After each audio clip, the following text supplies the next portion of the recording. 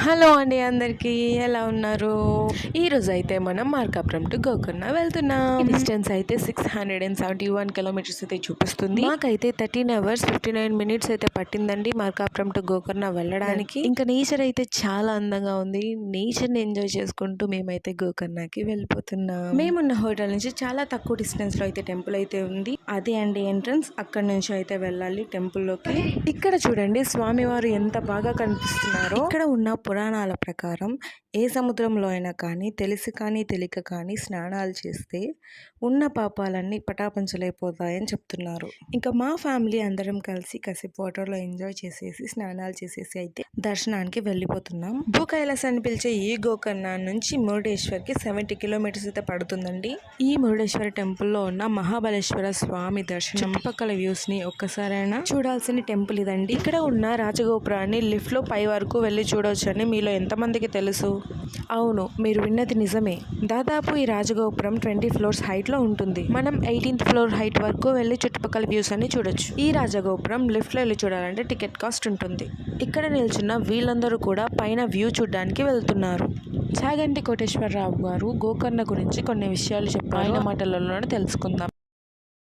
గోకర్ణ క్షేత్రానికి ఉన్న గొప్పతనం ఏమిటంటే మీ జీవితంలో ఎప్పుడైనా 4 ఒక్కసారి దొరికితే మీ అంత ధన్యాత్ముడు లేడు అని చెప్తారు. 4 ఒక్కసారి దొరకాలి. 1, నువ్వు గోకర్ణం వెళ్ళాలి అసలు. 2, నీవు మారేడు దళములను చేత్తో పుచ్చుకోవాలి. 3, నీకక్కడ శివలింగం ఏ రాయైన శివలింగమే. ఓ శివలింగంగా నువ్వు అక్కడ భావన చెయ్యాలి. లేకపోతే అక్కడ ఉన్నటువంటి స్వామికి మహాబలేశ్వరుడిని పేరు. మహాబలేశ్వర దర్శనం చెయ్యాలి. నీ అదృష్టమైతే అది కృష్ణ చతుర్దశి అయి ఉండాలి. అంటే మాస శివరాత్రి కానీ మహాశివరాత్రి అయ్యో. ఇక్కడ కనిపిస్తుంది కదా, అదే అండి గర్భగుడి.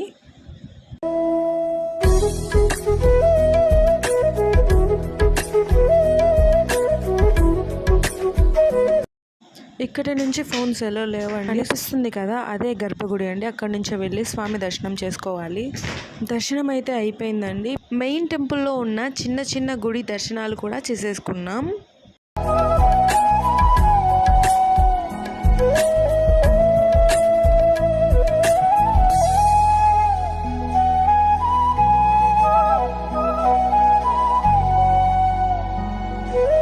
ఇంకా ఇక్కడ కనిపిస్తున్న చిన్న బంగారు రథాన్ని అయితే చూసేయండి. బయట నుంచి చూడండి, ఇదే అండి స్వామివారు ఉన్న గర్భగుడి.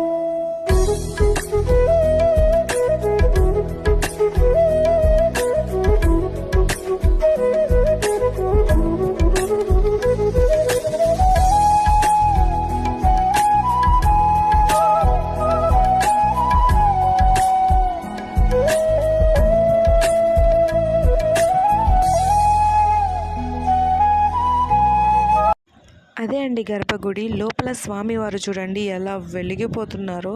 అదిగో అక్కడ కనిపిస్తున్న నదిలోనే రావణ బ్రహ్మ సూర్యాస్తమమైందని సూర్యుడికి నమస్కరించడానికి వెళ్ళాడు. ఈ సముద్రంలోకి మనం బోట్ రైడింగ్ కి కూడా వెళ్ళొచ్చండి.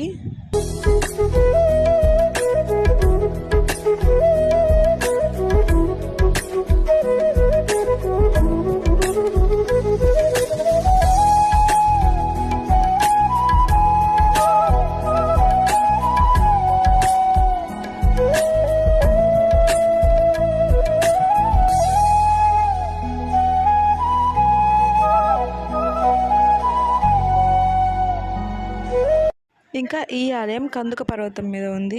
ఈ పర్వతం 3 వైపులా అరేబియా సముద్రం ఆవరించి ఉంది. ఇక్కడ స్వామివారికి ఏదో వర్క్ జరుగుతున్నట్టుందండి. నేను ఇంకో క్లిప్ ఇస్తాను, చూసేయండి.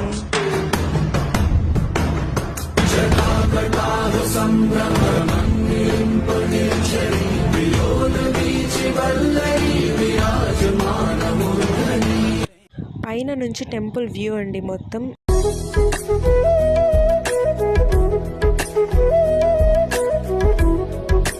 గోకర్ణ అఘనాశిని మరియు గంగావతి అనే రెండు నదుల మధ్యలో ఉంటుంది. ఈ రెండు నదులు కలిసి గోవు చెవి ఆకారంలో కనపడతాయి. అందుకే దీనిని గోకర్ణ అని పిలుస్తారు. ఈ క్షేత్రం యొక్క స్థల పురాణం ఏంటంటే, శివుడి పరమ భక్తుడైన రావణాసుడు తన తల్లి కోరిక మేరకు శివుని ఆత్మలింగం తెస్తానని శపథం చేసి తపస్సుకు వెళ్తాడు. ఆత్మలింగం కోసం మహాశివుణ్ణి రావణుడు భక్తి శ్రద్ధలతో ప్రార్థిస్తాడు. అదే సమయంలో వైకుంఠంలో మహావిష్ణువు వద్దకు నారదుడు వెళ్తాడు. రావణుడి మనసు మార్చాలని మహావిష్ణువుని కోరతాడు. రావణ బ్రహ్మ తపస్సుకు మెచ్చుకున్న మహాశివుడు నీకేం వరం కావాలి అని అడుగుతాడు. విష్ణుమాయ చేత రావణాసుడు మహాశివుని ఆత్మలింగాన్ని అడగడానికి బదులు పార్వతీదేవిని అడిగాడు. వెంటనే శివుడు అంగీకరించి పార్వతీదేవిని రావణాసుడికి ఇచ్చేశాడు. పార్వతీదేవితో సహా రావణుడు తన లంక పట్టణానికి తిరిగి ప్రయాణమయ్యాడు. ఆ దారిలో నారదుడు రావణాసుడికి కనిపించాడు.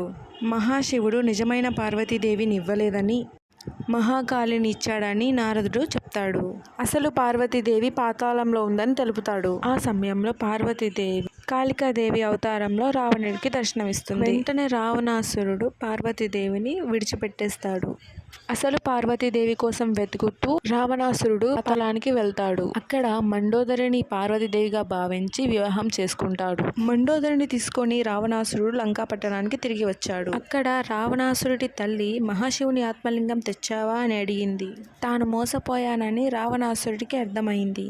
దీంతో ఎలాగైనా ఆత్మలింగాన్ని సాధించాలని ఎటువంటి ప్రలోభాలకి గురి కాకుండా భక్తి శ్రద్ధలతో మళ్ళీ తపస్సు చేశాడు. ఆయన తపస్సుని మెచ్చుకున్న మహాశివుడు ప్రసన్నమయ్యాడు. మళ్ళీ ప్రత్యక్షమై రావణాసురుని ఏ వరం కావాలి అన్నాడు. నాకు ఆత్మలింగం ఇవ్వమని మహాశివుడిని కోరాడు. ఆయన కోరిన వరం ఇచ్చేందుకు మహాశివుడు అంగీకరించి ఒక షరతు విధించాడు.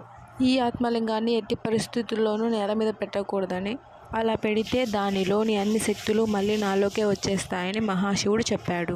రావణాసురుడు సంతోషంగా ఆత్మలింగాన్ని తీసుకొని లంకా పట్టణానికి బయలుదేరతాడు. ఆత్మలింగాన్ని రావణుడు తీసుకొస్తున్నట్టు నారదుడికి తెలిసింది. దాని శక్తితో రావణాసురుడికి అమరత్వం వస్తే భూమండలాన్ని సర్వనాశనం చేస్తాడని భావించాడు.